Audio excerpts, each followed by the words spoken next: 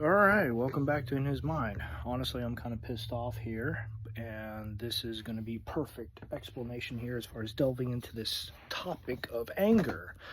And more of like what I believe to be kind of like a secret to using it properly. I'm going to try to find that Bible verse here, but in the meantime, Thumper, my little guy here, despite a busted back leg, that seems to catch on everything here. He is quite violent when he wants to get his way.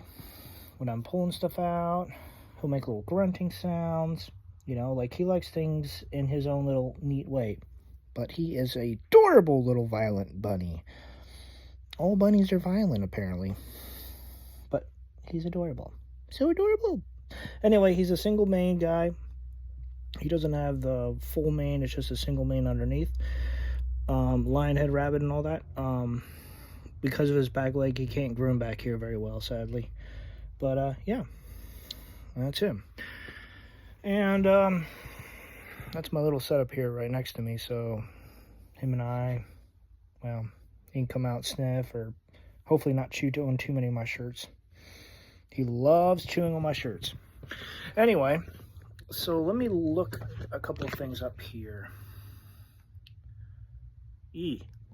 Right, I still need to get sources for the other video here. Do not let the sun go down on your anger. What verse is that specifically? All right, let's see here. Do not let the sun go down on your anger. Ephesians 4:26. Hang on. See all.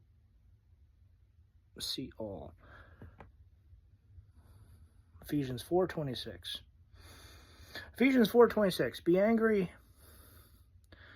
in parentheses, at sin, at immorality, at unjust, at ungodly behavior, yet do not sin. Do not let your anger, parentheses, cause you shame, nor allow it to last until the sun goes down. Let me see here. That's about boasting. That doesn't really count. Yep, I'm pretty sure it's exactly that verse. Ephesians 4:26. So I spent a lot of time thinking about this because I went back to anger a couple of years ago to try to help out. And I think the secret of it is basically being proactive with anger rather than being reactive. So that way you can work and do what you can to protect yourself, protect others, to get things fixed as best as you can. So that way you're not unprepared, you're not set up for failure. One of the biggest lessons my father ever told me was, set yourself up for success, not failure. It matters in the long run. It may be a little bit more extra work now, but in the long run, it's going to matter.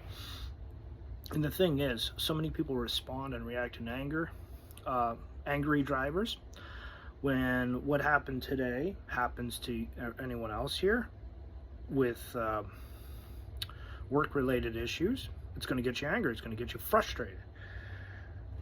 No one really has any control over this. And I really don't want to go into the personal details. I'm just going to say that there's a couple things that happen. One of them is work-related. Another thing that I will speak out on, which does bother me, because I kind of have to deal with it now, is in my group, one of my quote-unquote friends was outed, or rather, other people are accusing him of being a PEDO. And I've tried to be a friend to him as best I can for a couple of years, but there's more and more signs that make it almost impossible to just not do anything about this. I am not friends with them, any of those kind of people, but I will try to treat them like I treat everyone else, up until they lose that respect and all of that. I'll be the same way until something happens where I have to say, all right, I'm done. Enough is enough. You're not making changes. You are being the same all the time. And I've known him for about 2 years. But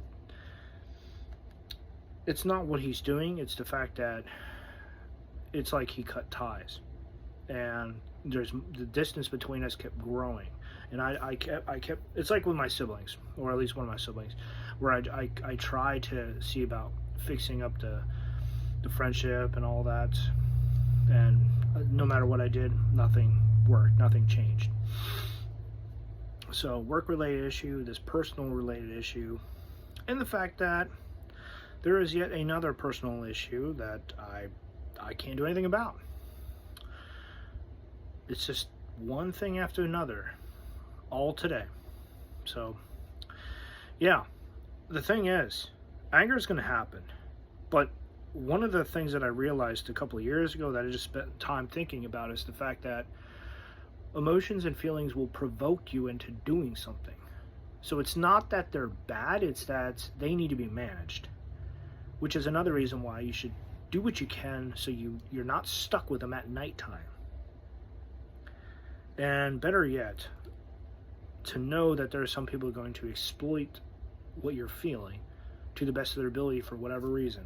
It could be financially speaking because of a product. It could be your ex trying to provoke you into making a mistake that she can legally hit you with something legally speaking. I don't know.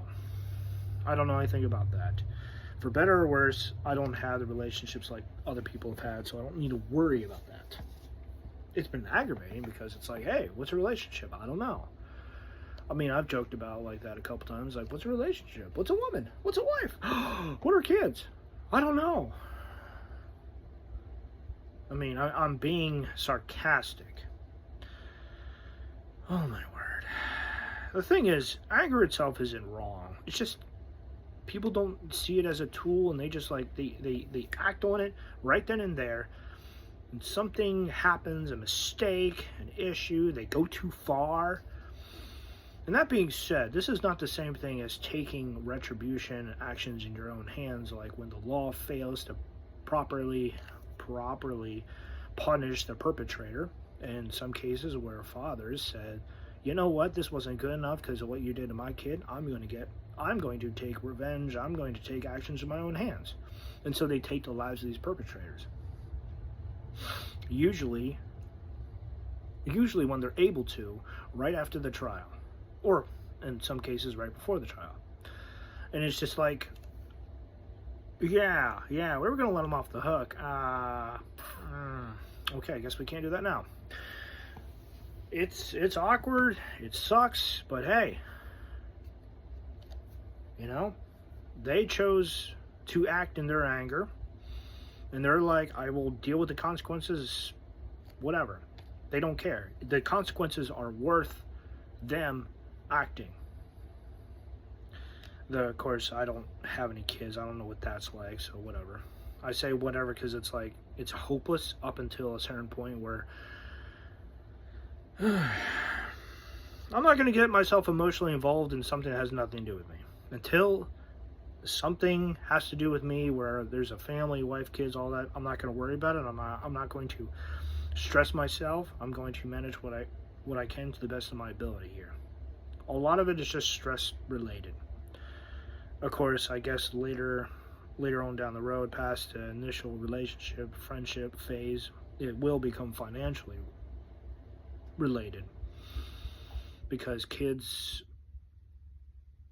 they take a lot to raise properly.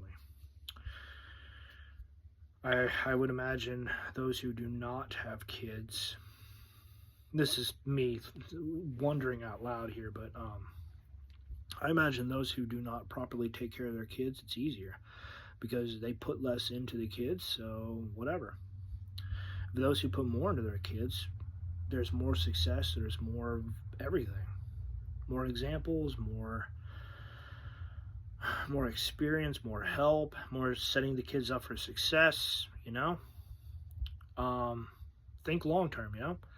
Set up accounts for your kids so that if something were to happen to you, everything's good to go. That's happened in some cases to fathers where like they set something up and in long term for the kids. So if something were to happen to them, boom, they're fine. Well, them and the wife, anyway. All right, so yeah, that's pretty much about it for anger here. It's just, I'm going to do something positive about this, and I'm going to try to go to sleep as soon as I can here so I can work that second shift because, I mean, I'm going to be helpful regardless of whatever my personal feelings are, but like, man, this is irritating. Not exactly a back-to-back shift, but some things are not right, and just got to deal with them as best you can here, but oh man. Deal with things before they stack up to the point where you either have to respond or you're going to respond and something happens, goes sideways. You know, anger going sideways is something that I've seen, and I've done enough when I was a kid that I don't want anything to do with that. You know, if you're going to get angry, get it out properly, the right way, quickly, and don't let it simmer because it just tends to boil and boil until it explodes. That's when it comes out sideways, passive aggressively, or like a volcano, and you just snap, and someone on the other, and some unfortunate soul is on the receiving end. It's irritating. But yeah, that's pretty much it here. Just anger is incredibly important, but it's not like a bad thing. It's one of those things that it's volatile, but we tend to handle that without preparation, setting yourself for success, without experience of failure or positive kind of success, like this positive thing happened. Let's keep going down this road every time we get angry.